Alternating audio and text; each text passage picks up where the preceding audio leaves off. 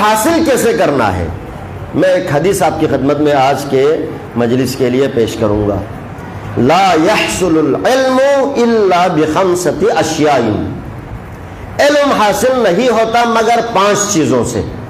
یعنی علم حاصل کرنے کے لیے 5 چیزیں ضروری ہے. 5 چیزیں اگر کسی کے پاس ہے تو اس کو وہ بندہ علم حاصل کر سکتا ہے. اگر وہ 5 چیزیں نہیں ہے، حدیث کہتی ہے وہ 5 چیزیں اگر کسی کے پاس نہیں ہے تو پھر اس کو علم حاصل کرنا مشکل ہو جائے گا. ان میں سے پہلا ہے اولھا بکثرت السؤال، زیادہ سے زیادہ سوال کرنا. زیادہ سے زیادہ سوال کرنے سے بندے کے پاس علم آ جاتا ہے، نالج آ جاتا ہے، معلومات حاصل ہو جاتے ہیں. اس کے لیے شرط ہے بندہ زیادہ سے زیادہ پوچھے. اسی لیے کہتے ہیں السوال نصف العلم، حدیث ہے. ہاں، یعنی سوال کرنا ہی آدھا علم ہے. جب تک سوال نہیں اٹھیں گے نا، جب تک سوال نہیں کریں گے علم حاصل نہیں ہوگا، علم آگے نہیں بڑھے گا. یہ ذہن میں رکھیے. ابھی ہمارے بہت سارے جوان مختلف ٹاپک پہ سوالات کرتے ہیں، خصوصاً دین سے مربوط، مذہب سے مربوط.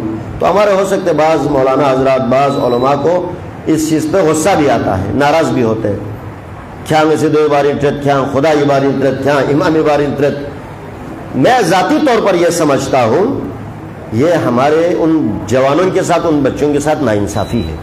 سوال کرنا چاہیے. ہاں، سوال جتنا بھی سوال زیادہ ہوگا اتنا ہی اس کے علم میں اضافہ ہوگا. جب سوال نہیں کریں گے علم ترقی نہیں کرے گا. یہ ذہن میں رکھیں. وہ سوال کس سے بھی مربوط ہو، وہ سوال دین سے مربوط ہو، وہ سوال خدا، حتیٰ خدا کے وجود کے بارے میں بھی سوال ہو سکتے ہیں. آپ ائمہ کی تاریخ دیکھیں.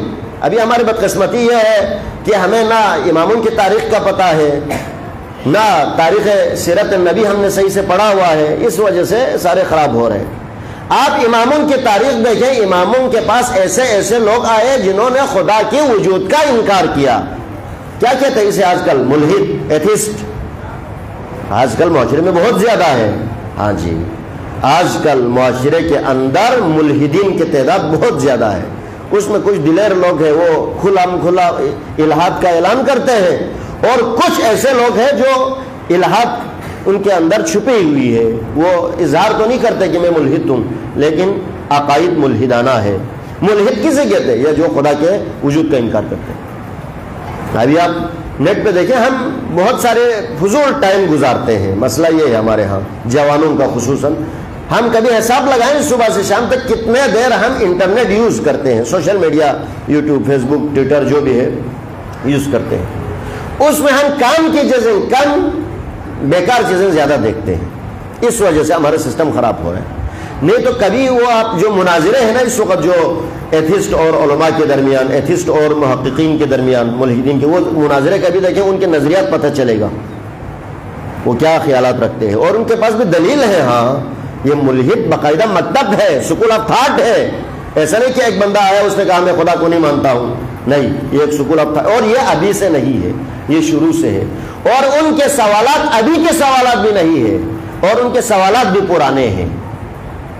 امام جعفر صادق علیہ السلام کے دور سے بہت سارے ملحدین آئے، امام کی خدمت میں خدا کے وجود کا انکار کیا. مولا نے ان کو عقلی جواب دیا. دیکھیں، جب ایک بندہ الحاد کا شکار ہوتا ہے وہ آپ کے قرآن سے آپ کے دلیل کو نہیں مانے گا. جب وہ خدا کو ہی نہیں مان رہا تو آپ کے قرآن کو کیسے مانے گا؟ خدا کو مانے گا تو پھر قرآن کے لیے اہمیت ہے. ابھی ہمیں مثلا آپ کے لیے میں کچھ کہوں تو آپ کہتے ہیں میں نہیں مانتا، میں کہتا ہوں قرآن کی آیت کوٹ کر دیتا ہوں، آپ کہتے ہیں بس ٹھیک ہے قرآن نے کہا ہے، حدیث نے کہا. کیوں؟ کیونکہ آپ حدیث کو مانتے ہیں، قرآن کو مانتے ہیں، خدا کو مانتے ہیں. ایک بندہ ہے جو خدا کے وجود کا منکر ہے. ہاں جی، وہ خدا کے وجود کا منکر ہے، اس کو آپ قرآن سے دلیل دیں گے؟ وہ تو ہنسے گا، بھائی میں تو جب تمہارے خدا کو ہی نہیں مانتا ہوں تو خدا کے کلام کو کیسے مانوں گا؟ اس کو عقلی دلیل کی ضرورت ہے. اس کو فلسفے سے حل، یہ مسئلہ فلسفے سے حل ہوگا، یہ فلسفہ، یہ مسئلہ علم کلام سے حل ہوگا. اس کے لیے بندہ، جس بندے سے سوال کیا جائے گا خود کو علم کلام آتا ہو، خود کو علم فلسفہ کا آتا پتا ہو.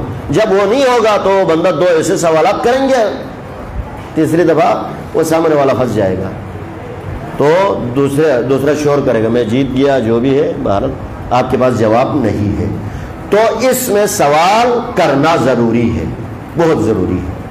ہمارے جوانوں کے لیے سوالات کرنا چاہیے، علماء کو اس پہ ناراض نہیں ہونا چاہیے، ہاں ان کے سوالات کو سمجھنا چاہیے اور اس کے لیے جواب دینا چاہیے، وہ جذبات سے نہیں، غصے سے نہیں، آرام سے، نرم لہجے میں، قول، قرآن کی اصطلاح میں قول حسن کے ذریعے، یعنی اچھے الفاظ کے ذریعے، اچھی باتوں کے ذریعے اس کا جواب دیں، اس کو مطمئن کریں، یہ ہم علماء کی ذمہ داری ہے۔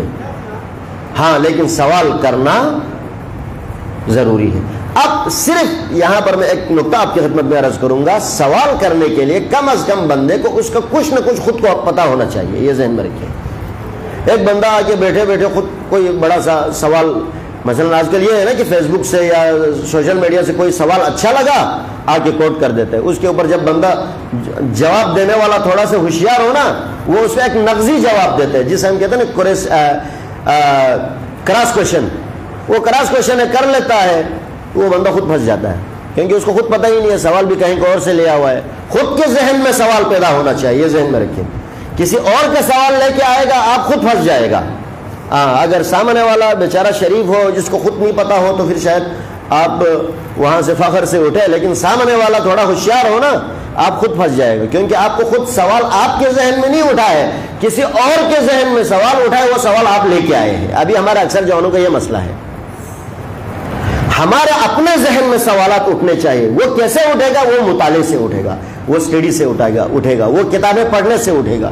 وہ جب آپ مطالعہ ہی نہیں کریں گے، اس ٹاپک پہ آپ نے کبھی کچھ پڑھا ہی نہیں ہے، کسی اور کا سوال اچھا لگا، آپ نے وہ لا کے کسی کو دیا، اس نے 2 جوابات دیا، بندہ وہیں پر اس کا سسٹم ختم ہو جائے، یہ نہیں ہونا چاہیے۔ لہٰذا خود پڑھیں، خود مطالعہ کریں اس ٹاپک۔ آج کل آسان ہے نا، آج کل مطالعہ کوئی مشکل کام تو نہیں ہے، آج کل بہت آسان ہے، یہ آپ خود پڑھیں، ہاں پھر سوالات لے کے آئیں گے، وہ آپ کو جواب دیں گے، جواب سمجھ نہیں آئے دوبارہ سوال کریں۔ اسی لیے ہاں ایک یہ ضروری ہے۔ دوسری چیز